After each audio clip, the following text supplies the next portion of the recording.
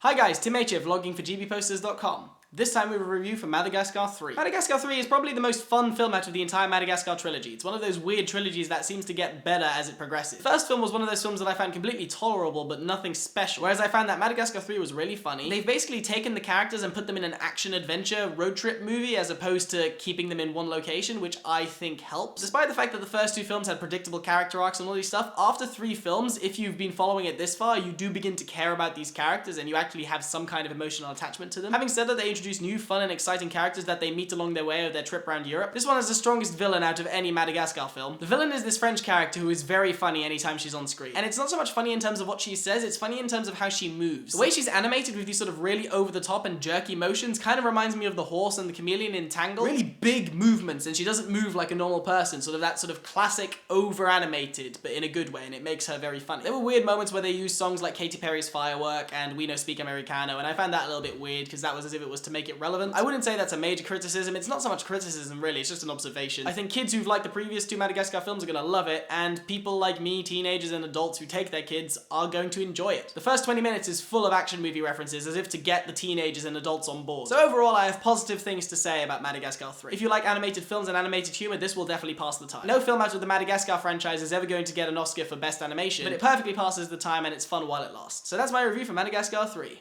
Bye-bye. Head over to the GB Posters. They sell posters and other things. And it's good. So good.